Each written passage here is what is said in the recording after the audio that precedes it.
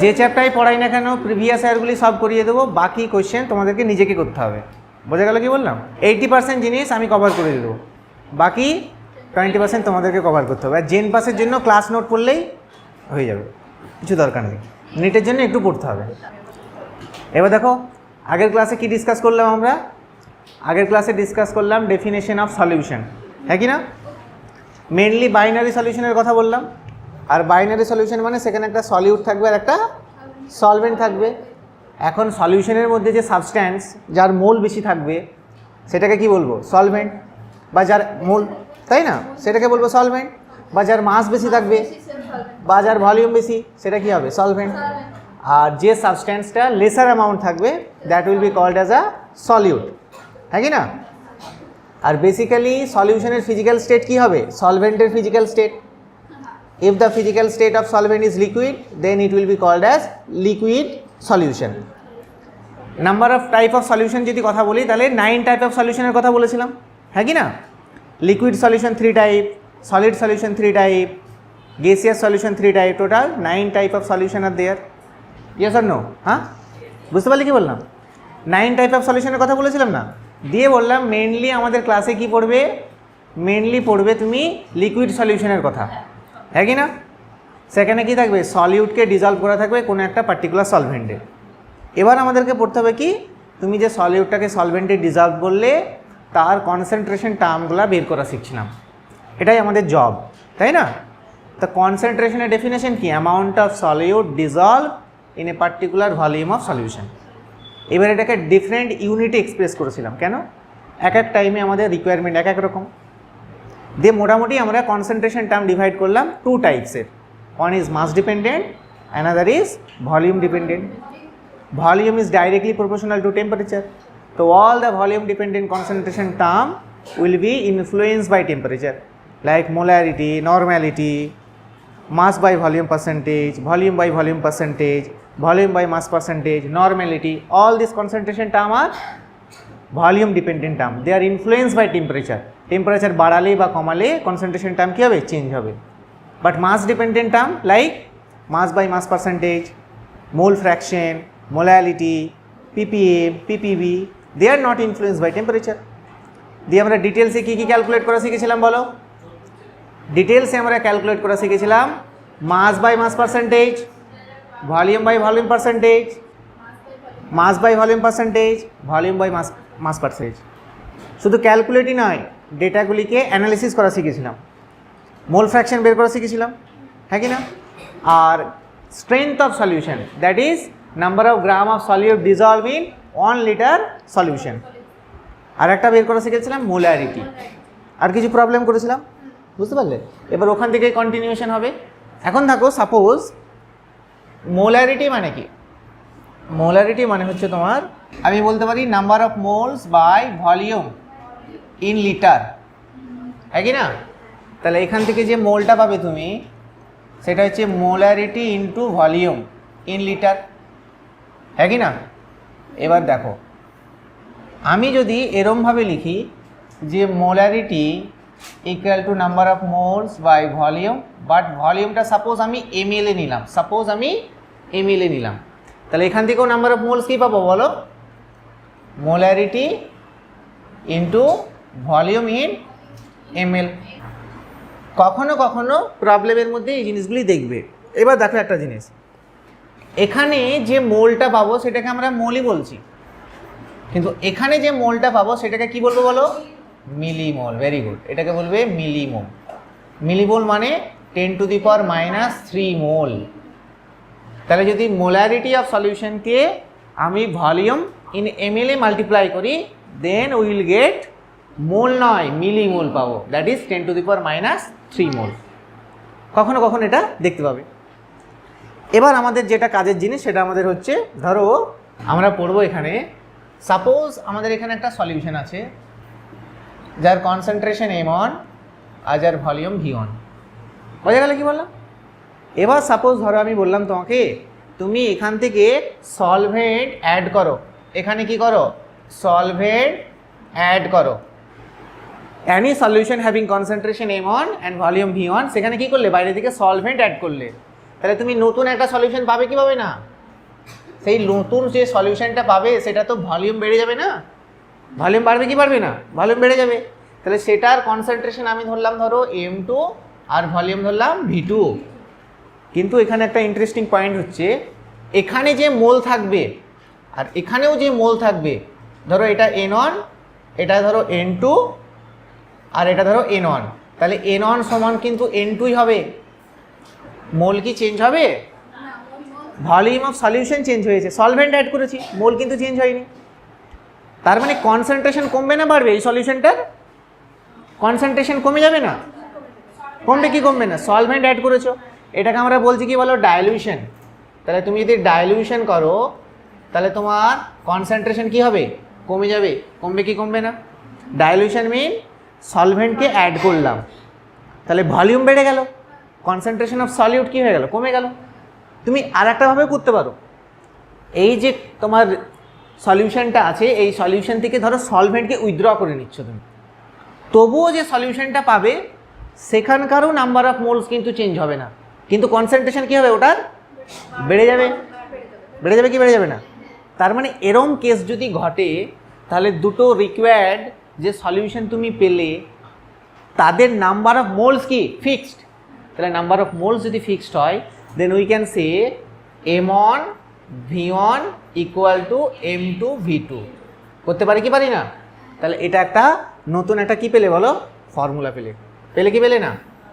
তাহলে এটা কখন কাজে লাগাবে? সাপোজ আমাদেরকে কোনো প্রবলেম দিয়েছে যে একটা রিকোয়ার্ড সলিউশন আছে, সেখানটা ডাইলুট করা হলো, সেই সলিউশনটাকে কী করা হলো? ডাইলুট করা হলো, 10 টাইম 5 টাইম ডাইলুট করা হলো। তাহলে যে রেজাল্টিং সলিউশন পেলাম তার কনসেন্ট্রেশন কী করে বের করব? তাহলে এটাকে লাগাবো আমরা কাজে, M1 V1 সমান M2 V2। এছাড়াও তুমি যদি ল্যাবে কাজ করো না, ল্যাবে দেখবি ভলিউমেট্রিক অ্যানালিসিস হয়, সেখানে M1 V1 সমান M2 V2 ফর্মুলা কাজে লাগে আমাদের। সেটা আমাদের আজ তোমরা প্র্যাকটিক্যাল করোনি সেজন্য বুঝতে পারছো না, সেখানেও কাজে লাগে। তার মানে মেনলি আমাদের কী কাজে লাগবে? আমাদের কাজে লাগবে যদি তোমাকে কোনো প্রবলেমে জিজ্ঞাসা করে আমার রিকোয়ার্ড একটা কনসেন্ট্রেশন সলিউশন আছে, সেটাকে কি করলাম? ডাইলুট করে দিলাম, 10 টাইম 5 টাইম 15 টাইম ডাইলুট করলাম, দিয়ে বলবে তুমি রেজাল্টিং সলিউশনের কী বের করো? কনসেন্ট্রেশন বের করো। তখন তুমি বের করতে পারবে কি পারবে না? কী করে বের করবে? ধরো সাপোজ আমি একটা অঙ্ক দিচ্ছি তোমাকে, একটা প্রবলেম দিচ্ছি, a solution having concentration 2 molarity and volume 500 ml diluted 10 times, calculate molarity of the resulting solution। বলো, তাহলে একটা সলিউশন আছে যেটা আমি ধরে নিলাম M1, তার ভ্যালু কী হবে বলো? 2, আর V1 কত বলো? 500 ml। এবার বলছি এই সলিউশনের মধ্যে কি করলাম? 10 টাইম ডাইলুট করলাম, মানে ভলিউমটাকে বাড়িয়ে দিলাম, সলভেন্ট অ্যাড করলাম। তাহলে আমার V2 কত হবে? V2 হবে 10 মাল্টিপ্লাই 500, হ্যাঁ কি না? এবার আমাকে M2 বের করতে হবে। কী করে বের করবে? ভেরি সিম্পল, M2 হচ্ছে 500 ইন্টু 2 বাই 10 ইন্টু 500। তাহলে দেখো কোথায় ছিল 2 মোলারিটি, দাঁড়ালো কি 0.2 মোলারিটি। কমে গেল কি কমে গেল না? কনসেন্ট্রেশন কমে গেল। তাহলে তোমাকে অ্যাপ্লিকেশনগুলো বুঝতে হবে। M1 V1 সমান M2 V2 কখন কাজে লাগবে? যখন বলবে তোমার রেজাল্টিং সলিউশনটাকে ডাইলুট করা হলো বা কনসেন্ট্রেশন বেড়ে গেল, বা কোনো একটা সলিউশনের M1 V1 জানো, অন্য একটা সলিউশনের V1 জানো, তার M2 বের করতে পারবে, M2 জানো V2 বের করতে পারবে। তিনটে ডেটা তোমার কাছে যদি নোন থাকে, একটা আননোন থাকলে তুমি বের করতে পারবে। ধরতে পারছো তো? ইজি লাগছে?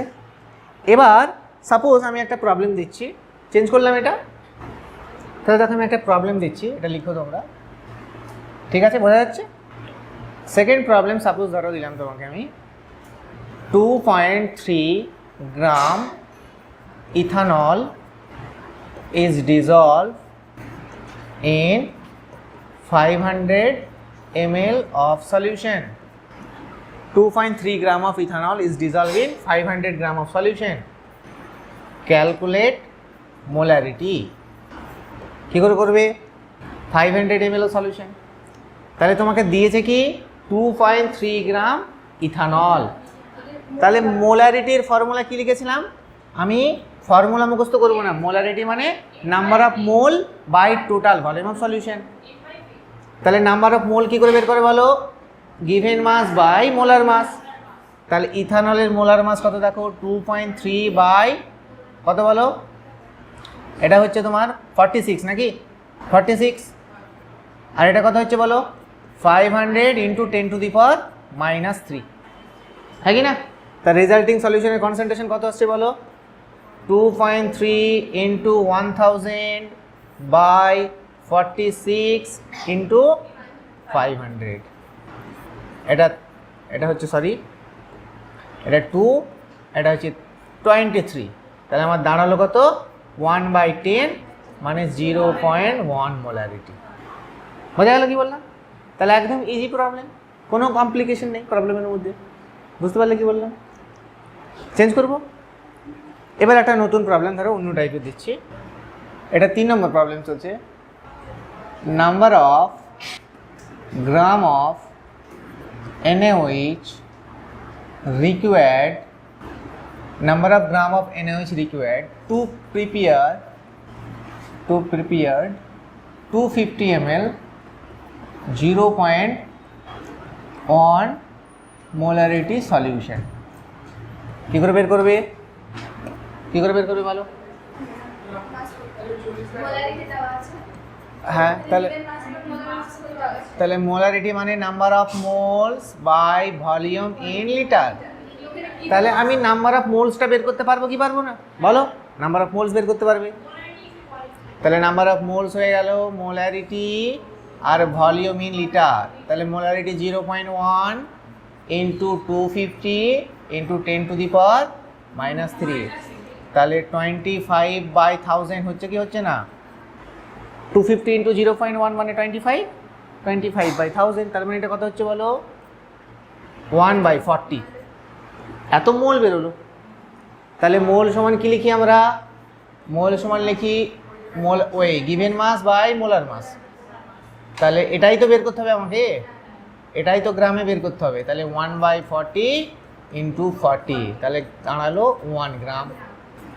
তার মানে এখান থেকে কি বুঝলে, তুমি যদি 1 গ্রাম NaOH 250 ml সলিউশনে ডিজলভ করো তাহলে কনসেন্ট্রেশন কত দাঁড়াবে 0.1। বোঝা গেল কি বললো? এরকমভাবে বের করবে, একদম ইজি প্রবলেম এগুলো। আর একটা প্রবলেম করো এখানে, অ্যাজিউম করো একটা সালফিউরিক অ্যাসিড সলিউশন আছে। A solution having aqueous sulfuric acid and given mass by mass percentage 20। বোঝা গেল? ধরো কোনো একটা সালফিউরিক অ্যাসিডের সলিউশন আছে যার মাস বাই মাস পার্সেন্টেজ কত 20, দিয়ে তোমাকে বলছে ক্যালকুলেট করো, ক্যালকুলেট মোলারিটি ক্যালকুলেট করো। আর ডেনসিটি অফ সলিউশন তোমাকে দিয়ে দিয়েছে, ধরো density of solution given 1.2 gram per ml। কী করে করবে? তাহলে weight by weight percentage of sulphuric acid সমান কত 20। তাহলে 20 gram sulphuric acid dissolve in 100 gram of solution. তাহলে ডাব্লিউ হয়ে গেল কত বলো 20 গ্রাম। আর সলিউশনের ভলিউম কত হয়ে গেল, সলিউশনের মাস কত হলো, সলিউশনের মাস হয়ে গেল তোমার 100 গ্রাম। আমাদের মোলারিটি বের করতে গেলে মোল বের করতে হবে, হ্যাঁ কি না? মোলারিটি বের করবো কীভাবে, মোলারিটি সমান number of moles by volume in litre. তাহলে নাম্বার অফ মোলসটা তো ইজিলি বের করা যাবে, তাই না? Number of moles of sulphuric acid কী করে বের করবে বলো, 20/98। এটা বুঝতে কারোর অসুবিধা হলো? 20 গ্রাম আমি পেয়েছি আর মোলার মাস 98, অসুবিধা নেই, এটাকে এইভাবেই রেখে দাও। এবার তোমাকে এই ডেনসিটিকে কাজে লাগিয়ে এই মাসকে কোথায় কনভার্ট করতে হবে, ভলিউম ইন লিটারে কনভার্ট করতে হবে। তাহলে কী করে করবে, ডেনসিটি সমান একটা ফর্মুলা না, ডেনসিটি সমান মাস বাই ভলিউম। তাহলে ভলিউম সমান কি হয়ে যাবে, মাস বাই ডেনসিটি। তাহলে এখান থেকে ভলিউম কিসে পাবো, এটা ভলিউমটা এমএল এ পাবো। তাহলে এটা কত বলো, 100 বাই ডেনসিটি কত 1.2, এটা কিসে পেলাম, এমএল এ পেলাম। এই এমএলটাকে কিসে নিয়ে যাবে তুমি, এবার লিটারে নিয়ে যাবে। তাহলে ওটাকে 10⁻³ দিয়ে মাল্টিপ্লাই করে দাও এটাকে। তাহলে এটাকে কি করবে, এটা হয়ে গেল তোমার 100 বাই 1.2 ইন্টু কত 10⁻³। এবার করে দাও। এবার মোলারিটি সমান কী পাবে, মোলারিটি সমান পাবে 20/98 ডিভাইডেড বাই, হ্যাঁ কি না, কত আসছে 20 ইন্টু 1.2/98 ইন্টু 10⁻⁻1, হ্যাঁ কি না, মানে 0.1। বলো মিলিমোলে আসার দরকার নেই, আমি নর্মাল একদম লিটারে কনভার্ট করে দিয়েছি। এটা কিসে চলে এসছে, এটা 10⁻³ লিটারে চলে এসছে। তোমাকে মোলারিটি যেহেতু বলেছে, তার মানে তুমি সবসময় কী করবে, ভলিউম অফ সলিউশনকে লিটারেই নিয়ে আসবে। এবার ক্যালকুলেট করে দাও কত আসছে দেখো, যাই আসুক মোটামুটি, এটা ডেটার প্রসেসটা বুঝতে পারলে তো। আমরা কি করলাম, যে ওয়েট বাই ওয়েট পার্সেন্টেজ বা মাস বাই মাস পার্সেন্টেজ যেটাকে দেওয়া আছে সেটাকে অ্যানালিসিস করে দেখলাম যে আমার সালফিউরিক অ্যাসিডের ওয়েট কত 20 গ্রাম, আর ভলিউম অফ সলিউশন কত দিয়ে আছে 100 গ্রাম, হ্যাঁ কি না, বোঝা গেল কি বললাম। আর একটা কী হচ্ছে বলো, এখানে ভলিউম ইন এমএল যেটা পেলে সেটাকে লিটারে নিয়ে গেলে, আর এখানে নর্মাল মোলটা বের করলে কত আসছে অ্যান্সার 2.4। তাহলে ঠিক আছে, তোমাকে যখনই মোলারিটি বের করবে মাথায় থাকবে আমাকে মোল বের করতে হবে, আর ভলিউম অফ সলিউশনকে কিসে বের করতে হবে, লিটারে নিয়ে আসতে হবে, হ্যাঁ কি না। আর কিছু প্রবলেম নেই, এরমই প্রবলেম তোমাকে পরীক্ষায় দেবে, এর বাইরে কিছু দেবে না। আর দু একটা কমপ্লিকেটেড প্রবলেম দেবে, সেগুলো আমরা পরে ডিসকাস করছি, বোঝা গেল। তাহলে মোলারিটিতে এর থেকে আর কিছু নেই।